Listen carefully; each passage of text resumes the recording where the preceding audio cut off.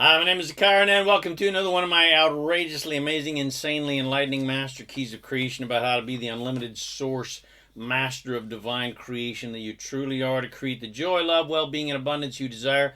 You'll find tons more self-empowering goodies to help you become a conscious, deliberate creator of reality on my website at ZaKaiRan.com. All right, so here we go. What happens when you die?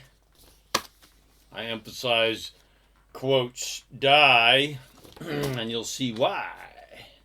So my last video, entitled Death is No Big Deal, was such a huge hit, receiving more views than any of my countless other videos. I thought I would do another one on that subject because it is obviously a massive subject for the majority of humanity. So here we go.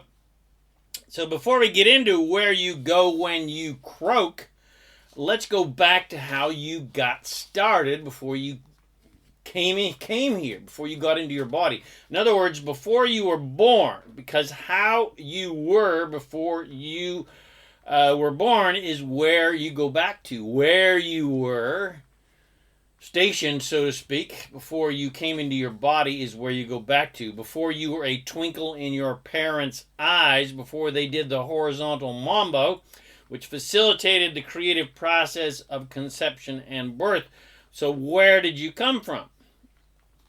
I'm, of course, speaking about the soul you, not your body you. Before your parents did the dance with no pants, you were a twinkle in the eyes of your source self, your non-physical spiritual self, your God self, whatever you want to call it, because who you truly are is not your body. Who you truly are is a soul, a spirit.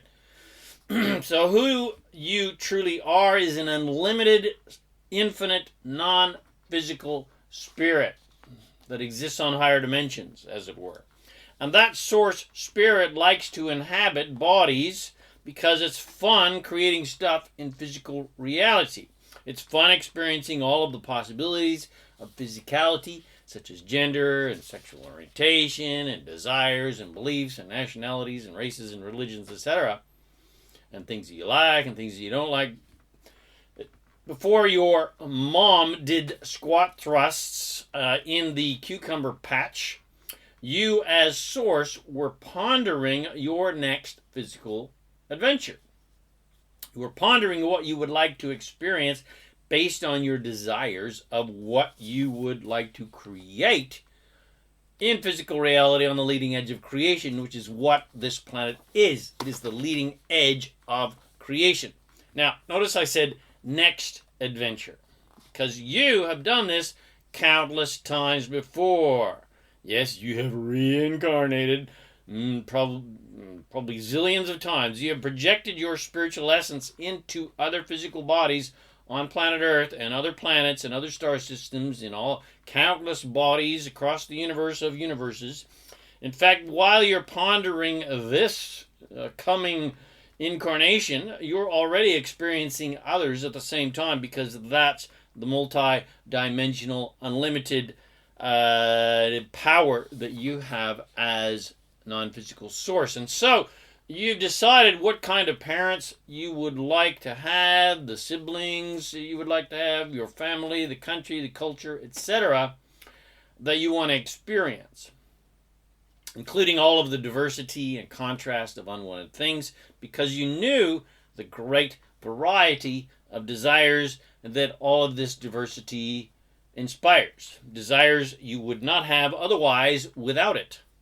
And so, because of those intentions of experience, the law of attraction starts lining up the cooperative elements that match your desires for your incarnation. And when your parents do the passion polka and conception begins and cells start forming, you start projecting yourself into that body that is being created for you by your fabulous mother. And as this body develops, you project more and more of yourself into that body. And of course, you are also merging with your mother, and of course with your father as well, siblings, etc., who is graciously creating, especially your mother though, who is graciously creating your body for you. And the more that body forms, the more of you connects itself to that body until your birthday, when you are fully connected to your physical body. So who you truly are is pure source. You are pure, unconditional love. I emphasize unconditional love. And even after you also become a physical being, as well as a non-physical being, because you're always a non-physical being, you are still pure, divine source, expressing yourself into and through your human body. And that is why babies are so irresistible, because they help us remember that we are source. They are fully 100% emanating pure unconditional love. They are pure source in human bodies. And because they have no language yet, because they basically choose to have amnesia and they haven't developed the motor skills to speak and think yet in more specific ways, they are operating basically as your source does, which is 100% vibrationally. Your desires as a baby are vibrational, like animals. Animals don't think words, they think, or rather feel and emanate and vibrate vibrations. So like animals, your desires are very simple. You want to be happy. You want to feel good. Basically, that's it. You want to be happy and you want to feel good. You want milk because it feels good. To suck on mommy's titty and be nurtured and cared for. And you know, vibrationally, that it's that beautiful milk, that pure nutritional milk is physically making you grow and be healthy, etc. And your desires are simple, like the desires that you have as source: to love and be loved, to feel good, to love and be loved and feel good, to be happy and feel good. So you want happy things, you want comfort, you want joy, you want well-being. You're not thinking those thoughts, but you're vibrating them for sure. And as you grow up and start to develop language and more specific thoughts, as your thoughts become less general in nature and more specific in nature, you are introduced by your parents, siblings, family, and society about limitation, lack, doubt, and fear, etc. And you begin, you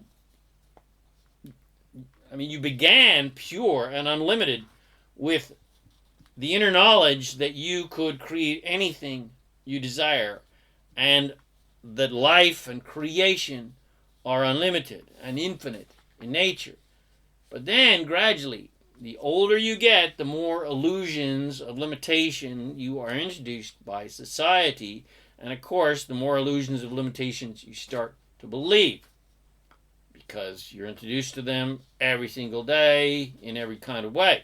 It is then your choice in life to believe the lies of limitation that society believes to be true, or seek out the real truth yourself, which of course is what you have done, hence why you are watching this video or listening to this podcast. And depending on how many beliefs you hold on to that limitation is real, will determine how much joy or lack of joy you will experience in this lifetime, because who you truly are as source does not believe in limitation. And when you are focused on limitation, you will feel bad because you are out of alignment with who you truly are as source. And when you are thinking in joyful, unlimited, abundant ways, you will feel good because you are in alignment with how you as source thinks. And your limited and unlimited thoughts will also determine how healthy you will be physically, mentally, emotionally, and how long you will live, basically. And what quality of life, especially what quality of life you will have, because thought creates absolutely everything in your life, including your health and longevity, or your lack of health and longevity. Or put plainly, limited thoughts are what creates disease, plain and simply, and age. And because you have complete control, and you do, contrary to what society tells you, you have 100% complete control over your health and longevity, You have the power and control to live as long as you like, and in whatever manner you like, with whatever quality you like, based on your thoughts, whether they are positive or negative in nature, because age and disease are just beliefs. Regardless of how long you allow yourself or consciously decide to live, and regardless of the quality of life or lack of quality that you create in your life, at some point, either consciously, by you saying, today's a good day to die, quote unquote, or today's a good day to leave this reality and go to a higher one, or you, quote unquote, die unconsciously, you will be ready to move on to pure source once again. Go back to where you started from. You will at least vibrationally desire to return to your pure divine source essence, because you have experienced all or most of what you desired to experience when you first came here, or you have gotten so far away from source because of so many limited negative thoughts that your only choice really at that point is to kick the bucket and release your soul from the limited mortal coil that you established for yourself in physical reality. And of course, that's pretty much the the unconscious plan that most people follow. It doesn't matter whether you consciously die or unconsciously die, or to be put more accurately, whether you consciously leave and ascend or whether you unconsciously do. It doesn't matter whether you live 100 years or 1,000 years or 10,000 years. It's your choice. And it doesn't matter how amazing your life was or how shitty it was. And it doesn't matter how pure and ethical you were or how criminal and evil you were. Regardless, when your body takes the royal dirt nap, you and every single soul on earth goes right back to your pure, joyful, unconditionally loving source, essence, self. You go straight to heaven, as it were. You go straight past the pearly gates. No matter what good or nasty things they have done, everyone goes straight to pure positive love and light. Everyone goes to heaven. Nobody standing at the door with a clipboard, eyeing you up and down, going, "Nah, you're not getting in, mate. Not fucking what." Because there is no such thing as judgment, or punishment, or the devil, or a dark force, or hell. Everyone is welcome back to pure love source, pure joy source vibration, with open arms and a big-ass party, and no one has any regrets or feels the need to make amends or be sorry or, feel like they deserve punishment, because there is no such thing as assertion and victimhood and punishment, and every single experience is 100% attracted, so there's no victims and no bad guys, and therefore there's nothing to apologize and make amends for. There's nothing to be punished for. Every soul that returns to source gets a big party, and we all have a big laugh, and you realize that all the big dramas and all the big traumas and the big deal you made out of everything was a big-ass joke, because there's nothing serious going on down here on planet Earth. It's just an experience of fun and joy, or the lack of joy, depending on where you focus your attention. Your first experience when you croak, when you kick the royal bucket, is one of relief, because all pressures and guilt and shame and regret and doubt and feelings of unworthiness and powerlessness and helplessness and I'm not good enough and I'm not talented enough, etc., all instantly go away, because that's all bullshit. It's all a limited crap that just does not exist, because none of those thoughts and beliefs that society taught you were real or true. They were strictly limited human ideas and beliefs that people came up with and kept thinking over and over again, and which became beliefs, and then doctrines, and then books, and then, were taught in schools, etc. But now, since you are now in pure positive love vibration, now that you're back to source, they are all completely gone. All that doubt, all that confusion, all that bullshit, all that unworthiness. And you now remember your complete divinity. Yes, your divinity, your source nature, your God nature. You remember your complete, joyful, infinite, abundant, unlimited, ecstatic, unlimited, all-powerful magnificence. And you see the value of all of the illusions of limitation that you believed while you were in a body because of what they inspired within you to create in the third dimension on planet Earth. But you don't even really think about that when you croak because that's just a given. And you don't care what happens to your body. Contrary to what people think, what should I do? Should I cremate my body? Should I bury my body? You don't care if your body gets ground up and turned into Soylent Green to feed the masses, or if your body gets left on the mountaintop to be eaten by the vultures, or if your body gets mummified and placed in a coffin for archaeologists to find 100,000 years later. When you are in heaven, your body no longer matters. But you are still interested in general of what goes on down here on planet Earth. You're still interested in the evolution of humanity, or the evolution of the Earth, what's going on in the galaxy. You're still interested in what the humans are doing and your family are doing. You're interested in what your loved ones and your siblings and your etc.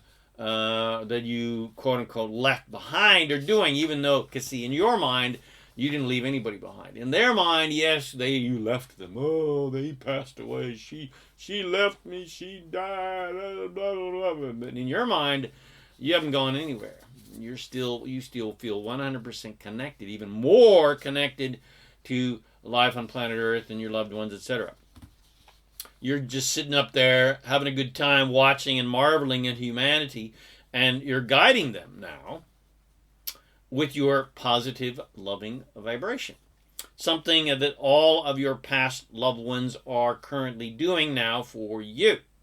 They are reveling in being non-physical with zero limitations and zero doubt and zero confusion and zero regret, etc.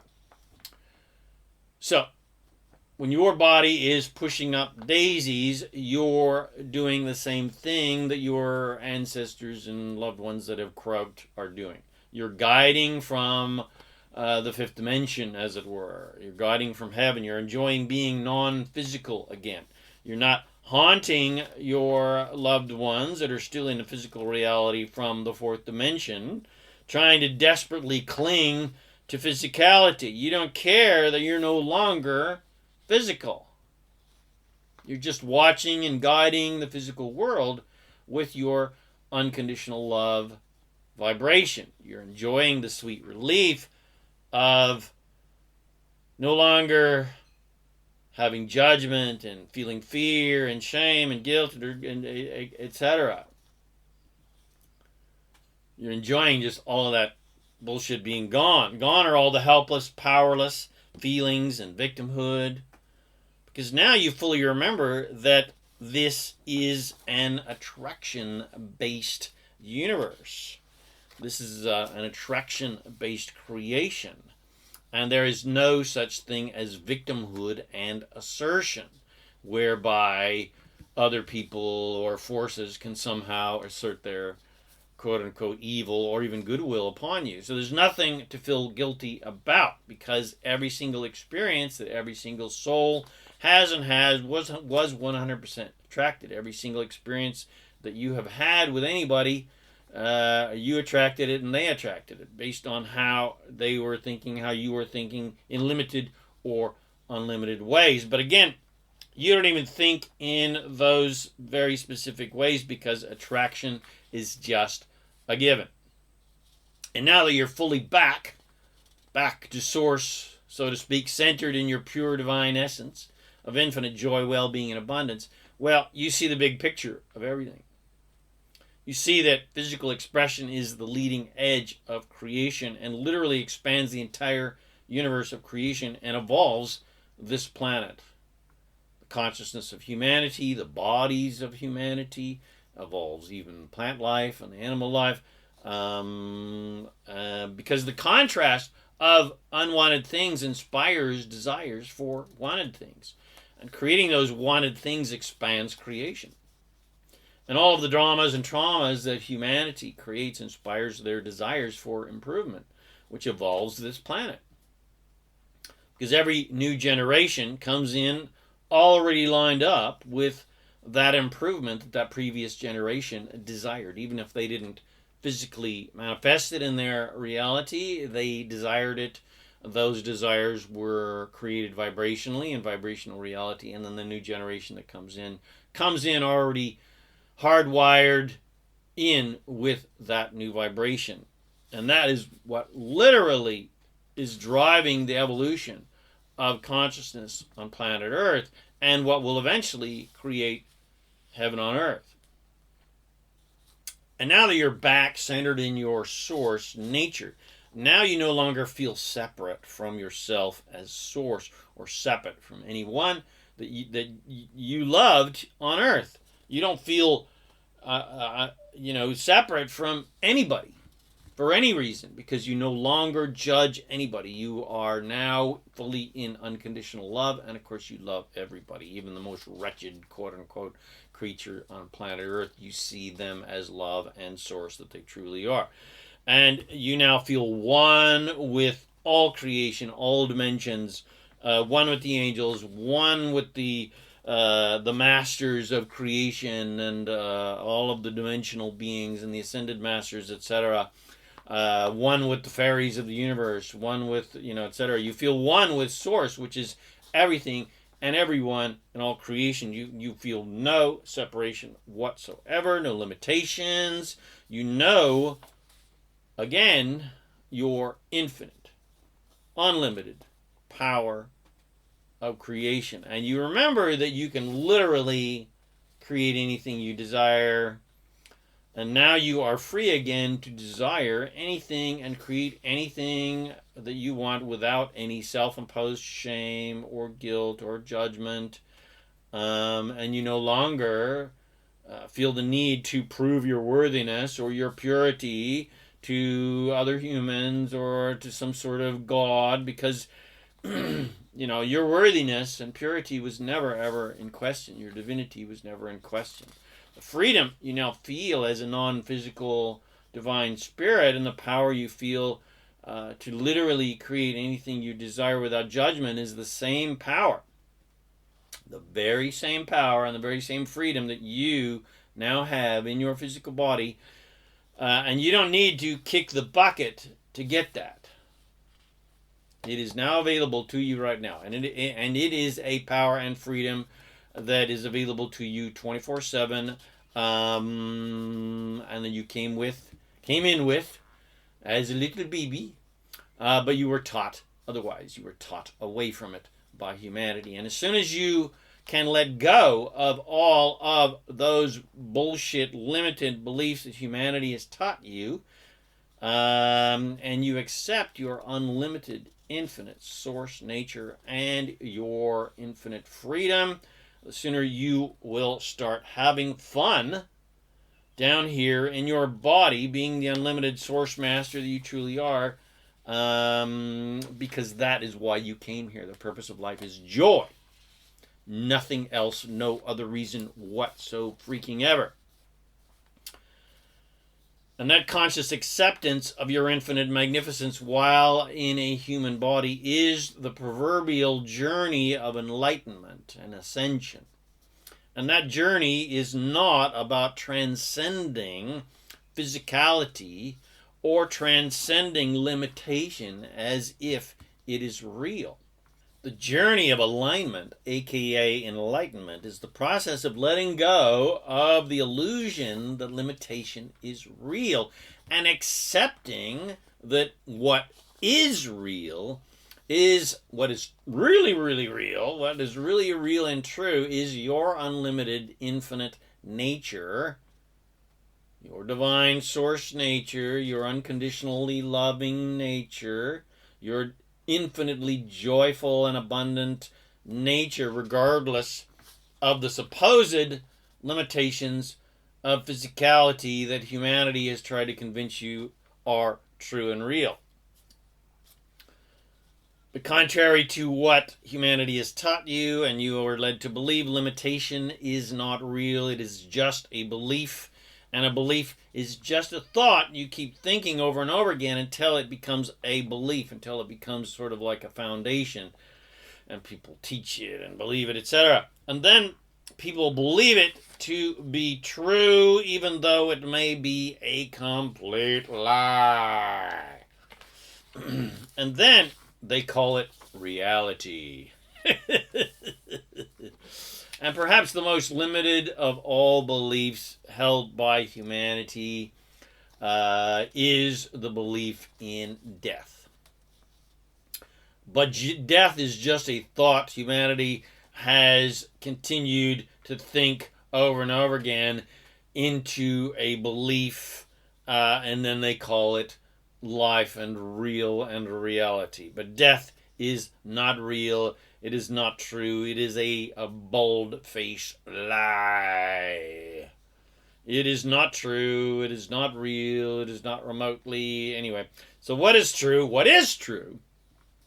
And what is real is everyone is infinite and immortal in nature.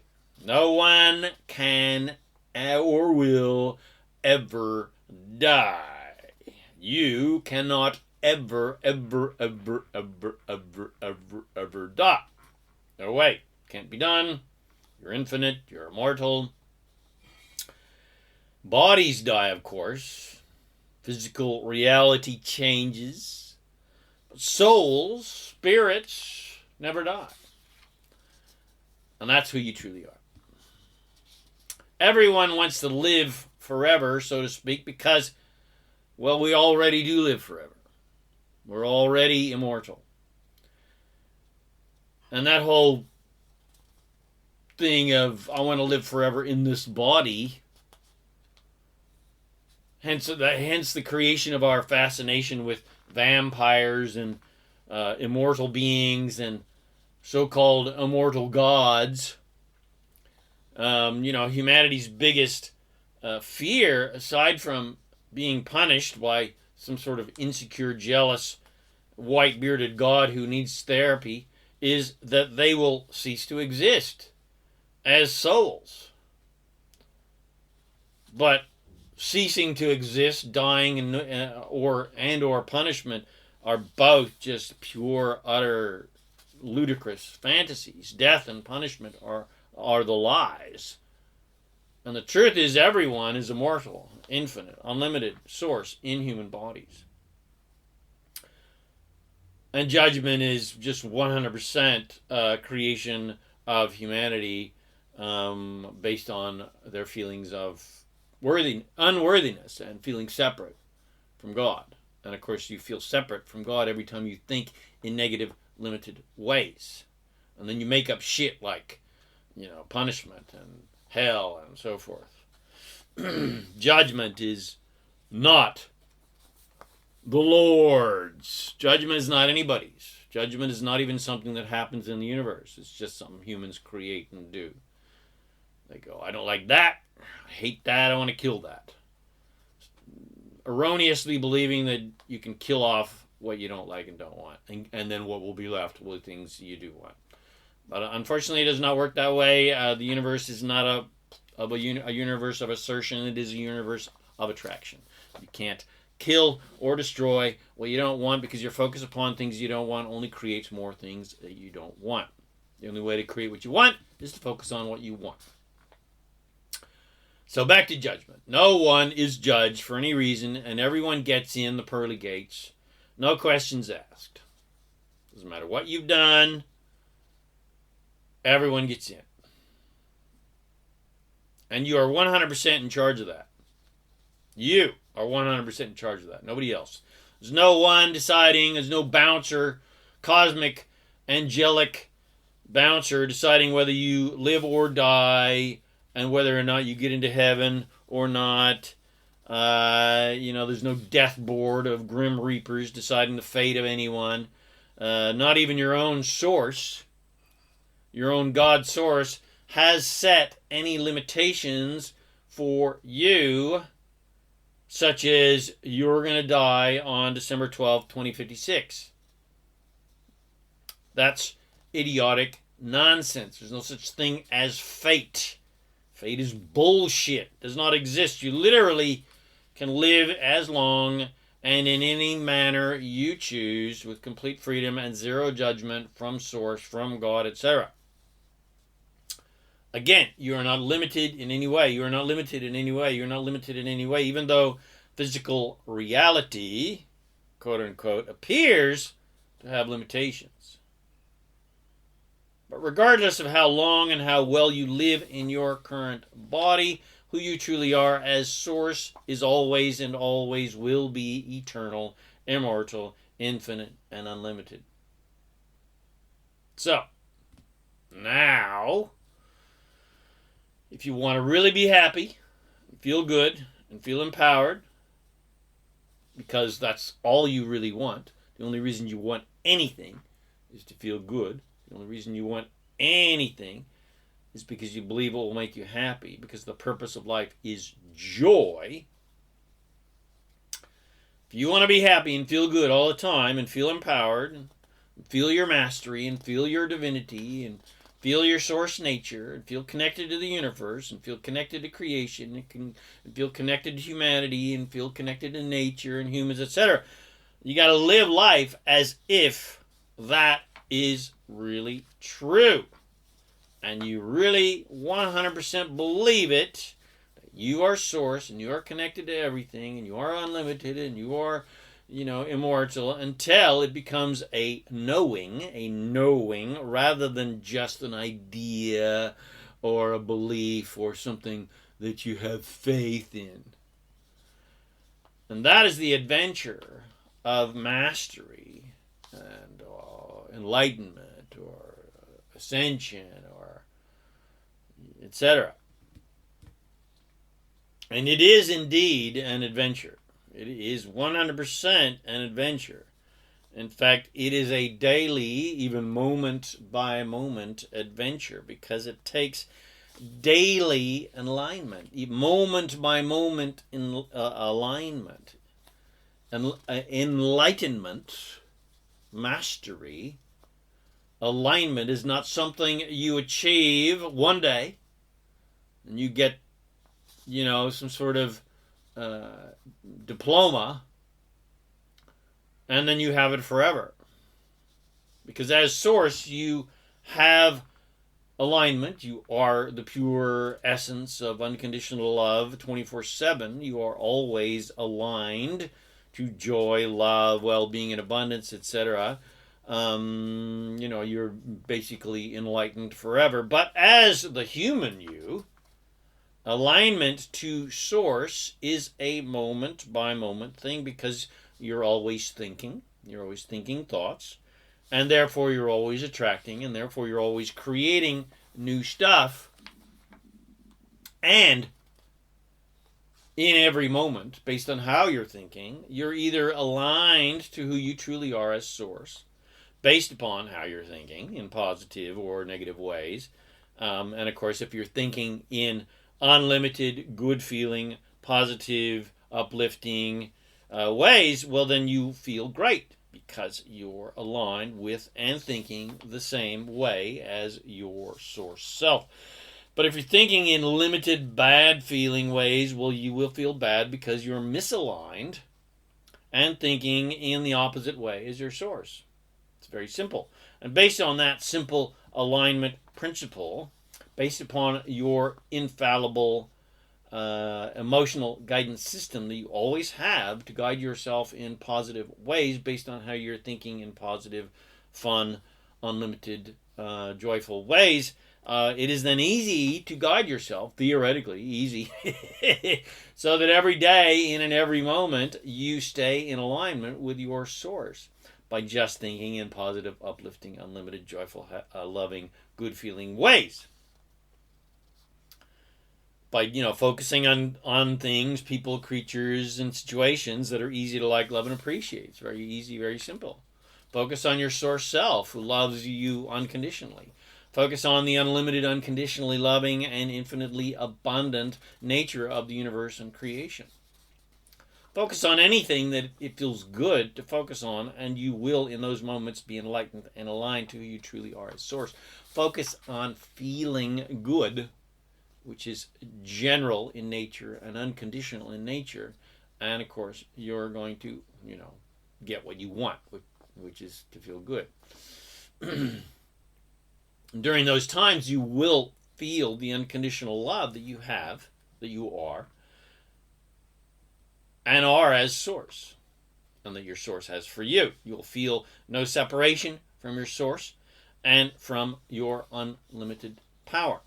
You will also feel aligned to your desires and will feel an abundance of your desires rather than a lack of your desires. And that is absolutely the key to creating what you want. That's the key to being happy, and it's the key to creating what you want. You got to feel good. You got to be happy. You got to think, imagine, affirm, believe an abundance of what you want, as if it's already here. You got to be a dreamer, head in the clouds, crazy from humanity's perspective, because you're always thinking positively. Even though there's bombs flying all around you, you're thinking, there's got to be some good out of this. And of course, you're thinking in positive ways. You're looking for the gold, not the dirt. You're a gold miner. You're a positive thinking miner. You're a good feeling thought miner, not a bad feeling thought miner. And of course, because of that, you create and attract more good feeling things. It's always feel good, which attracts good feeling things. It's not when I get good feeling things and I'll be happy. It's get happy to attract good feeling things. And then, of course, regardless of whether you have what you want or not, you're happy, and that's what you really want anyway. So, now you know how to live in the most joyful and empowered way. I'm just giving you the keys, the master keys, the secrets of success, the secrets of joy, the secrets of abundance, the secrets to creating everything and everything you want, which of course really is the secret to being happy all the time. Now you know how to live in the most joyful and empowered way, and you know how to die, quote unquote, or rather ascend,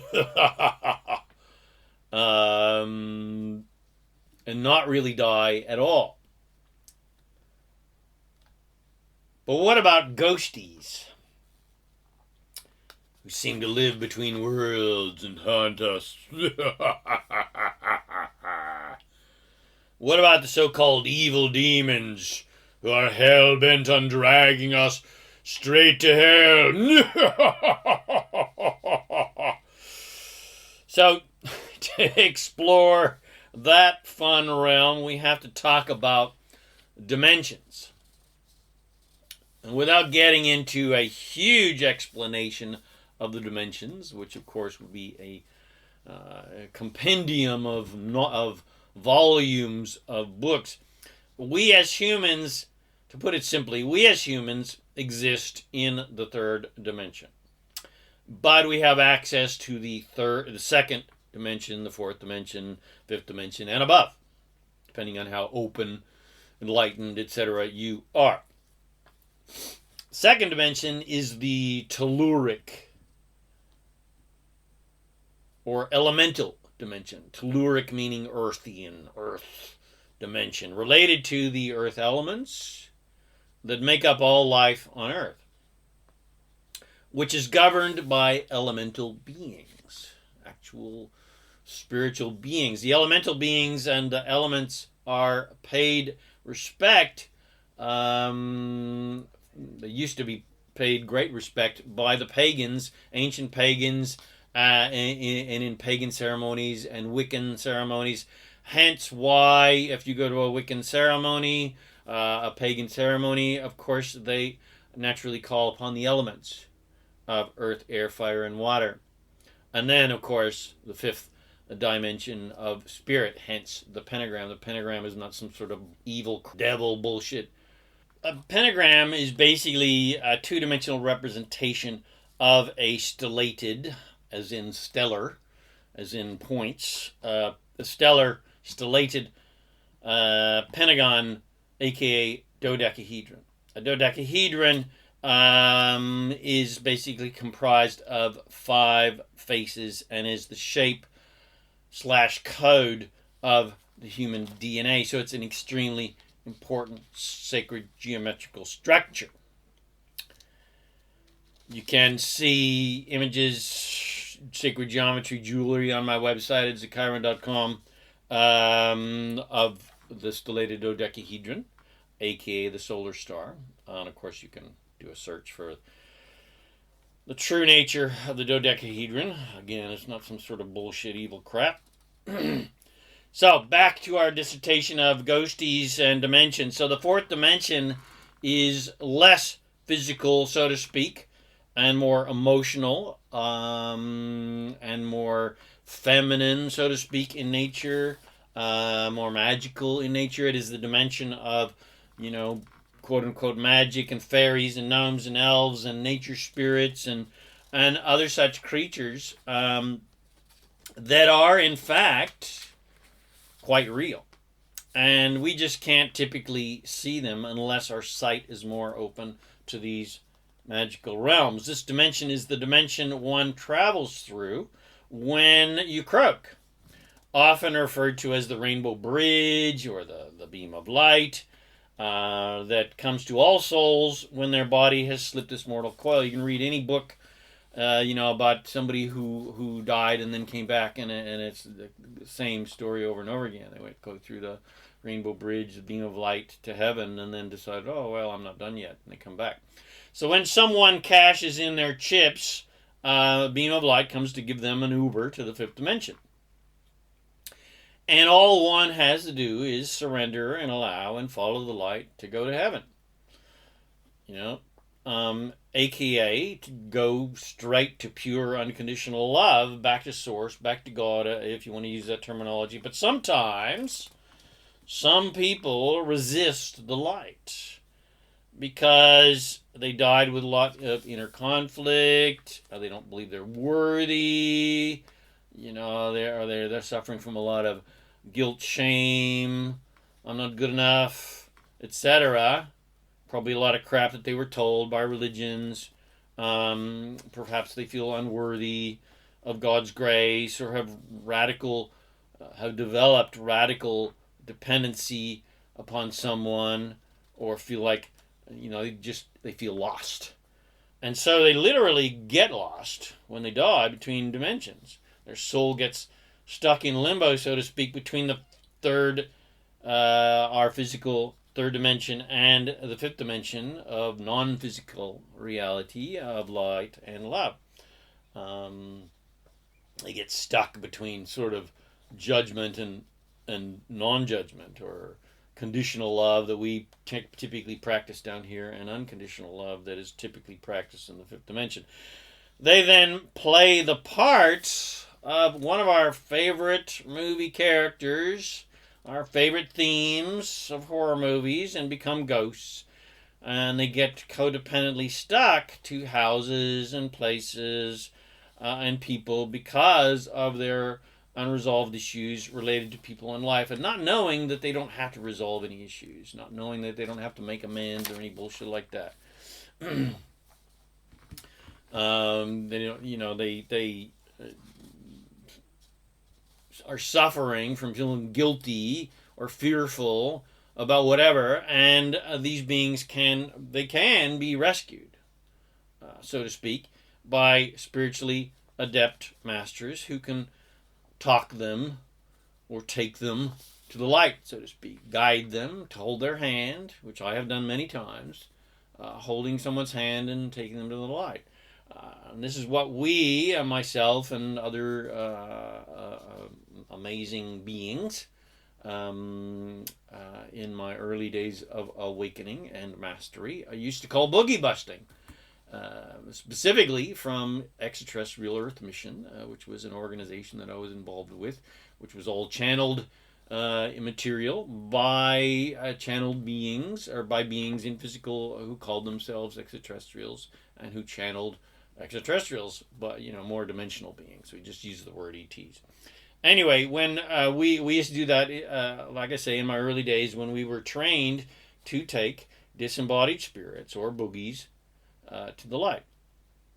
And this is something that we did regularly for ourselves and other people. I used to do it all the time in sessions. Beings that we believed were connected to us, quote unquote, haunting us or limiting us somehow in some sort of way. And who we believed we had limiting vows and agreements with, and so we actively broke those vows and agreements using techniques, using the power of decree, and gently taking those beings into the light. Decrees that are in my Ascension Masters Toolkit and my free mini Ascension Masters Toolkit.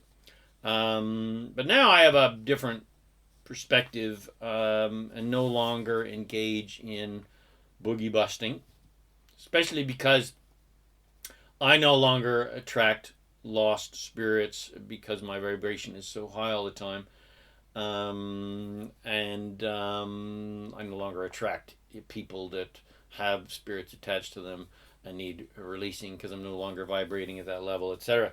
But when you are in your early days of awakening spiritually, the process of enlightenment and alignment and ascension, etc., entails moving up the dimensional ladder. And at that time, I was very much interested in shamanism, which is a very sort of fourth dimensional teaching, training in nature, as well as extraterrestrials, because there are beings on every dimension.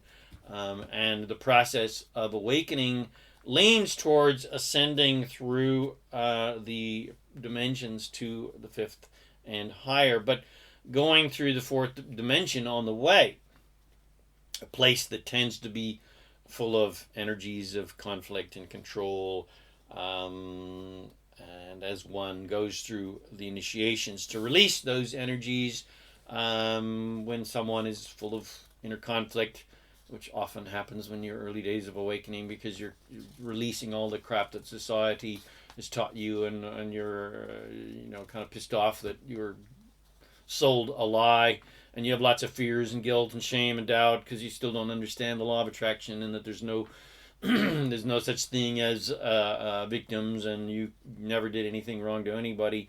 You can be kind of energetically sort of stuck in the fourth dimension, mentally and emotionally.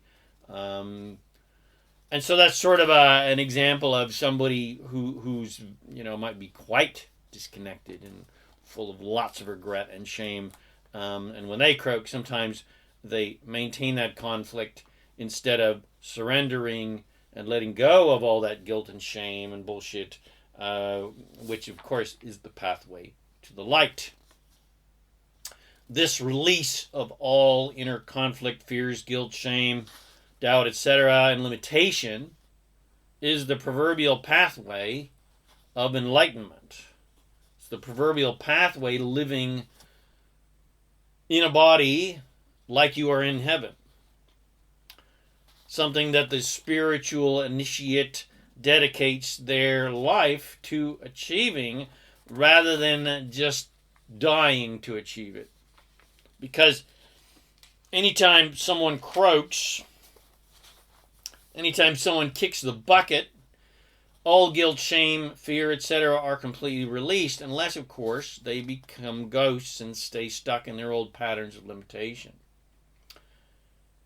The conscious, deliberate pathway of spiritual liberation and enlightenment is where one raises their vibration to the unconditionally loving, unlimited, fifth dimensional nature of unconditional love, pure joy, etc. Even while they are living in a third dimensional, quote unquote, limited body in a quote unquote limited third dimensional world.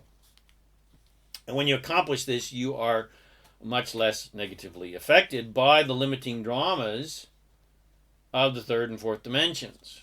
You basically have ascended in consciousness. You're operating above the dramas and traumas of humanity, similar to the process of channeling, which is connecting to and aligning with and bringing through higher fifth dimensional, unconditionally loving, pure joy, well-being and abundance frequencies into our third dimension for our alignment, enlightenment, and ascension, etc. Whereas more psychic frequencies tend to be a bit more fourth dimensional in nature. Being able to read someone's energies and their mental and emotional state is a bit more fourth dimensional in nature, but very necessary. And to see possibilities of where they are headed spiritually tends to be more fourth dimensional in nature, hence why humans have in the past feared psychics and witches for many years, because they could somehow do things that the average person couldn't do. They could see things that the average person couldn't see. Things that people knew were true but didn't necessarily want to believe, and hence why they would accuse someone of being a witch or whatever. And the best psychics and the best seers also not only access the fourth dimension, but the fifth dimension, fifth dimensional frequencies to give their clients higher guidance of where to now place their energies based on what they've been doing with their thoughts, etc. Based upon what they've been setting up previously, where to place their energies now to create a more positive outcome for themselves. Certain unscrupulous beings try to manipulate humans in the third dimension for their own agendas.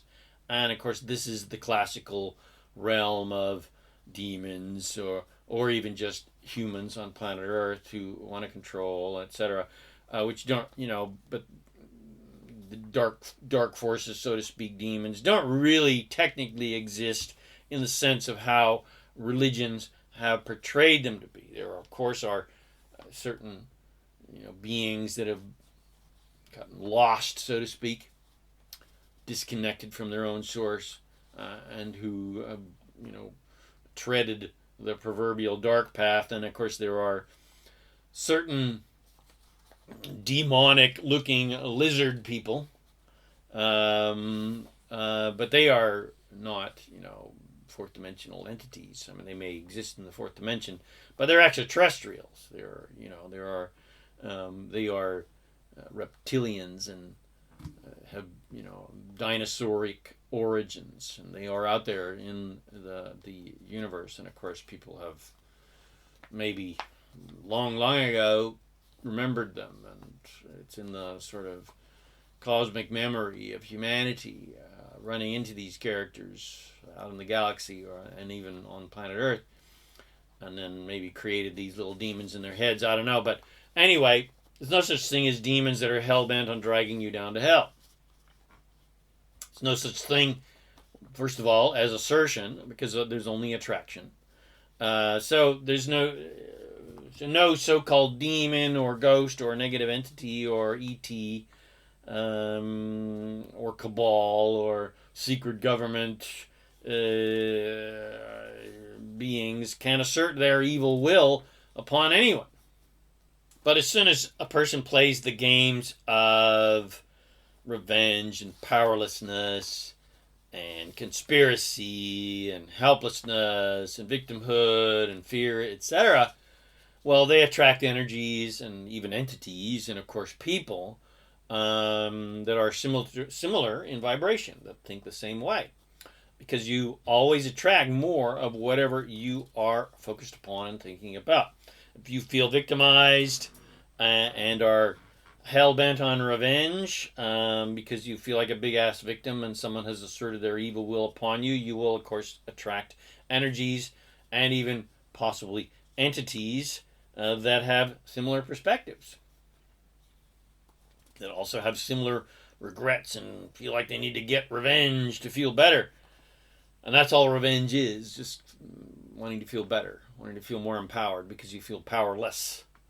And then, of course, you'll even create energies, especially you'll create energies that match your frequency, your negative, limited frequency. And you will certainly attract similar vibrations from other people of revenge, including situations where others want to, commit revenge against you and think you're a baddie, even though you think you're a good person. Well, you are a good person. But anyway, the point is you attract what you expect to attract, good or bad, in this unconditional attraction-based universe. And the unconditional nature of the universe will help you create anything you desire, good or bad, whatever you're focused upon. If you desire to see and hear ghosts, well, the universe is happy to line up ghosts for you to see and hear, even if they don't exist. And if you believe in demons, well, the law of attraction will unconditionally line up quote-unquote demons for you, whether they're actual dimensional beings or, for just physical beings who are lost spiritually. But essentially, there is no such thing. There's no source of evil or some grand poobah of demons tempting you to evil and wanting to, sell your soul or get you to sell your soul so that she can have control over you for all eternity. I mean, that makes great movies and great stories to control the masses. But none of that is actually true, except for the fact that anyone has the complete freedom to be, do, and have whatever they want based on the law of attraction, including being a demon or a mass murderer, etc., whatever they want. That's your choice. But even if you decide you're going to be Satan himself, Beelzebub herself, or Hitler, or whatever, regardless of what hideous things you do, at the core of your being is pure love, pure unconditional love, pure joy, and pure source. You've just forgotten that fact, which is why people go bad and become gangsters and villains and megalomaniacs, and in the context of this dissertation, become ghosts. But not all unexplained phenomena are actually lost souls. Some of the paranormal activity in a classic haunted house situation is just leftover, built-up psychic energies from all the people who lived there, sort of like psychic manifestations, because energies, once they are expressed, sort of exist forever. And, of course, there's lots of other unexplained creatures bumping in the night, many of which are very fourth dimensional in nature. You can study these in the paranormal books and documentaries, such as the Sasquatches, a.k.a. Bigfoot, and the Australian Yowie. I was just going through, and I go through it many times, through the Wooden Bong area, which is quote-unquote Yowie country, and the Asian Yeti, aka Abominable Snowman, all of which are very fourth dimensional in nature, as is all nature. Sasquatches can, in my perception, can go between the fourth and the third dimensions. They kind of exist however they want, because one person could be in the woods and see, depending on where they're at vibrationally, they would see a Sasquatch, while someone else, without the vision, won't even see them because they do not expect to see Sasquatches. Their lack of belief, their lack of openness, sort of guards them from seeing, more fourth dimensional creatures. Someone can see fairies because they believe in fairies. I do believe in fairies. while someone else who does not will not see them. It's kind of always a matter of how much resistance do you have, or how much allowance do you have. The more allowance you have, the more you're open dimensionally, the more resistance you have, the more lack of belief you have, the lack of your ability to see and feel and hear, sort of the dimensions, as it were, you will have. And there are also a lot more unexplained creatures on this planet that the paranormal people call cryptids, like the Mothman and a lot of very ET looking creatures. So where did they come from? Are they government experiments gone wrong? Are they bizarre ET experiments?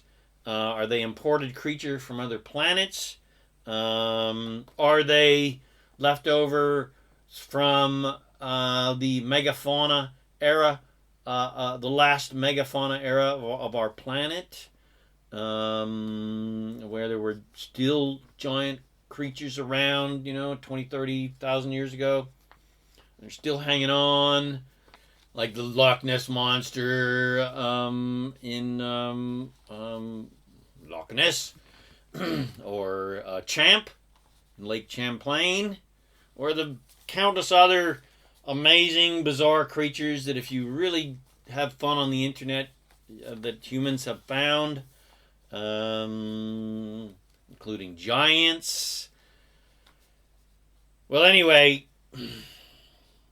those are a lot of mysteries yet to be solved, a lot of which, of course, has to do with our ancient history of ancient civilizations, because we've been around on this planet, we as souls and even bodies, for a lot more than just 5,000 years. And of course, you can read more about those on the countless channeled books, especially from channeled ETs. You can read more about that, watch more about that on my videos about ancient civilizations. But suffice it to say, there are more things in heaven and earth, Horatio, than are dreamt of in your philosophy. And much more will be revealed as time progresses, especially information that will come from the ETs when we start communicating with them on a more open level. Because most of the animals on this planet were reportedly brought here from other planets. They are extraterrestrial in nature. So, of course, the more anomalous creatures probably came here from other planets as well. Anyway, I'm digressing from the main title of this vodcast just a tad. What happens when we die?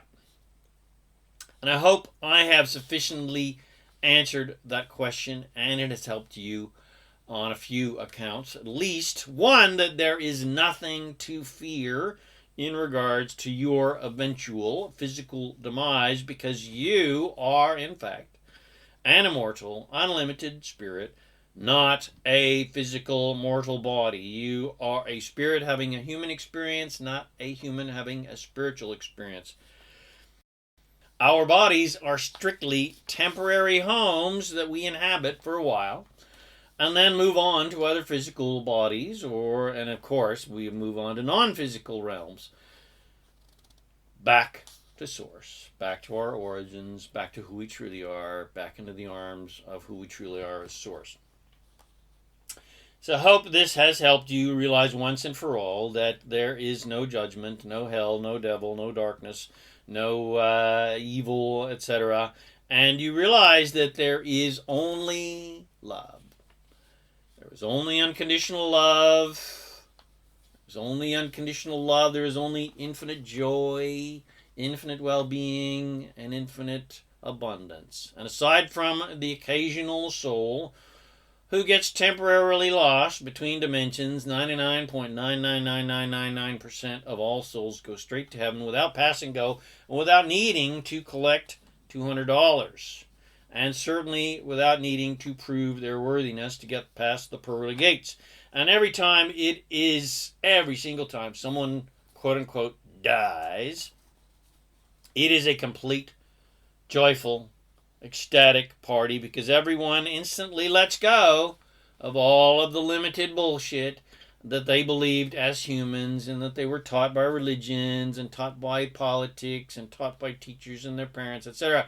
And then they instantly remember their infinite, unlimited, immortal magnificence. And they instantly remember their unlimited power to create anything they desire. And I hope this has helped you to start remembering your infinite magnificence, your unlimited power, your all-powerful source nature now, rather than having to take a dirt nap so that you can remember. So I hope you enjoyed this vodcast, and it has helped you in many ways. I know it did because it was freaking amazing. Anyway, please share it with your friends and bless them with these amazing teachings. And please subscribe to my YouTube channel and my podcast channel, The Master Keys of Creation. I really appreciate it. Come visit me at ZaKaiRan.com as well for tons more self-empowering goodies and support to help you become a conscious, joyful, deliberate creator of reality to literally make all your dreams come true and have a ton of fun here on planet Earth, which is why you came here in the first place. My name is ZaKaiRan Kanwi Shihan, and I'm here to help you remember that you are an unlimited master of divine creation, and you have the power and freedom to create the joy, love, well-being, fulfillment, and abundance that you desire. Thanks again for watching my video or listening to this podcast, and I wish you immense joy and abundance on your magnificent journey of divine creation. And, of course, remember to make life a holiday. Woohoo!